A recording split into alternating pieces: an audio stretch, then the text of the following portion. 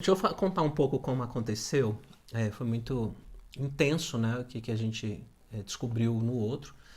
E eu tinha saído de um casamento, né, um casamento muito sofrido, né, onde que eu descobri uma série de coisas, né, depois de ter separado da outra parte que não foi bacana, né, tanto de arquitetar um planejamento, né, quanto de ter feito coisas assim, realmente falado de mim em situações para tentar construir uma imagem pessoal dela e me colocar como uma questão.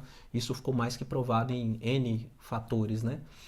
Mas, assim, eu tinha saído então desse relacionamento muito complicado, né? E rapidamente falei, cara, eu preciso me reerguer, né, emocionalmente e financeiramente, porque foi um relacionamento que me endividou muito, porque 80, 70% da carga financeira da manutenção da casa era toda em cima de mim. E foi um período difícil. E aí eu falei, cara, vou me dar um jeito aqui, vou abrir um negócio, aí abri um negócio, etc. E foi quando a gente se conheceu, né? Foi. E a gente já tinha, acho que a gente tinha se visto tipo uns meses atrás, né? Trocava uma Uma ideia ou outra, ideia e assim, tal. se encontrava, Mas foi mas quando você começou a frequentar a loja que a gente passou a conversar mais. E a gente fazia muitas boas reflexões juntos, né? Sobre relacionamento e etc. E acho que depois de uns 8 meses, né? Uns 6 meses de amizade mesmo, assim, de verdade, né? Você tinha terminado o 8 meses. relacionamento, né? Foi oito 8 meses, né? É. E aí a gente começou a rolar um negócio entre a gente, que foi emocionalmente. Eu comecei a me sentir diferente em relação a Elsa. Por isso que eu toquei nesse ponto, porque você falou sobre clareza. Então, quando eu comecei a me sentir diferente em relação a Elsa, por quê? Porque a gente já tinha um relacionamento de amizade que era muito bom, excepcional. De imediato eu cheguei para ela e falei assim: olha, preciso conversar com você.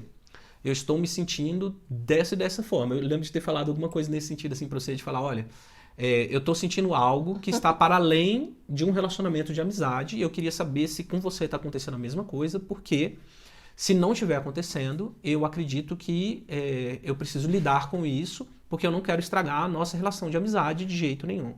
Então foi uma coisa assim que sempre foi muito especial, né, a amizade que a gente Foi. teve um pelo outro. E o que Aí eu ela fiz? pegou e falou assim: "Ah, eu também tô apaixonada também". Mentira. O que eu fiz? Você começou a chorar. Comecei a chorar. Ai, tá acontecendo comigo também, não sei o quê. Tava com medo de estragar a nossa Foi. Por amizade, quê? né? Porque eu tava muito ferida. E eu tinha essa consciência de que antes de entrar numa nova relação, você tem que ter passado por esse processo de autocura, né?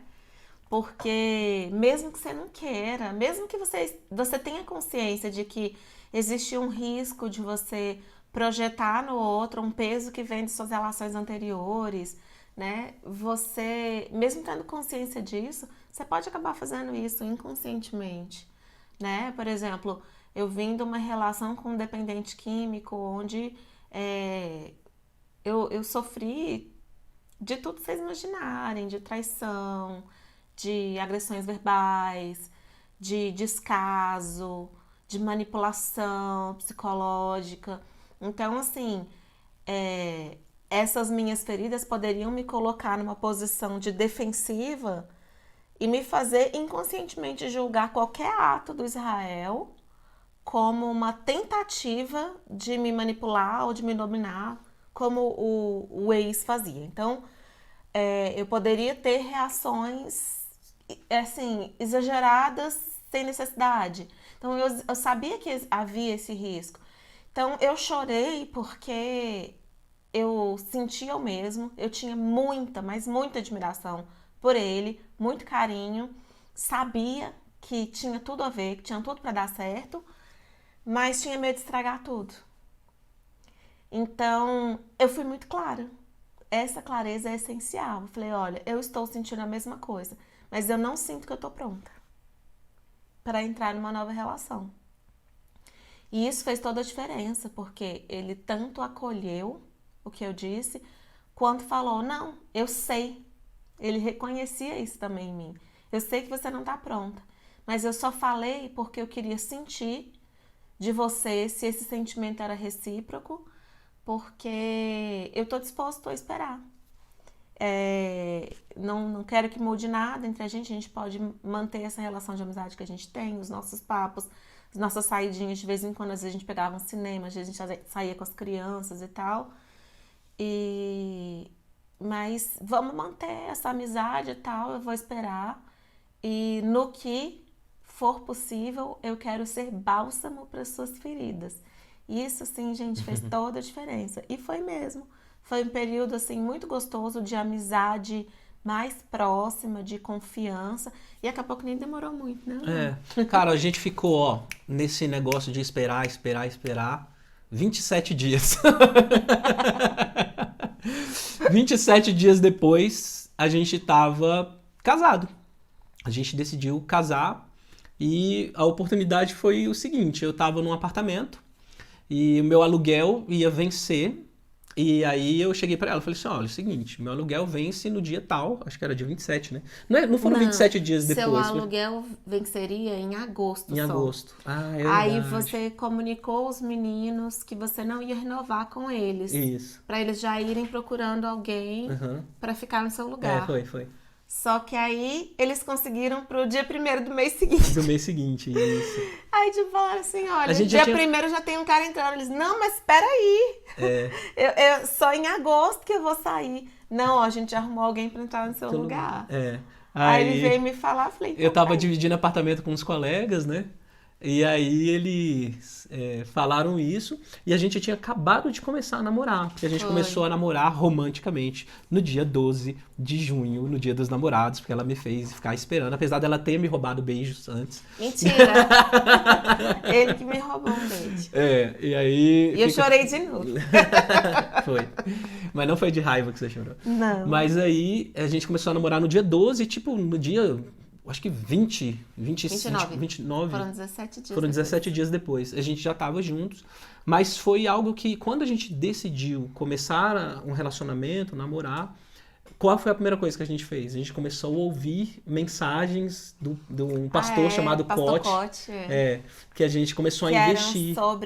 Eram umas mensagens sobre relacionamentos. E a gente fazia umas reflexões e trocava ideias sobre isso. Igual a gente tá fazendo aqui no podcast. Nossa, gente, era muito interessante. A gente tava numa sintonia tão grande que eu digitava uma frase assim no WhatsApp e ele postava a mesma frase ao mesmo tempo que eu. Tipo, a gente tinha falado a mesma coisa juntos, assim. N vezes, aconteceu muitas vezes. Isso aconteceu muitas vezes, assim, era uma sintonia muito forte. Ou de eu começar uma coisa, falar uma coisa e ele terminar. Isso acontece até hoje, na verdade. E eu acho que essa clareza, essa transparência que a gente teve desde o início, e foi em relação a tudo, tá?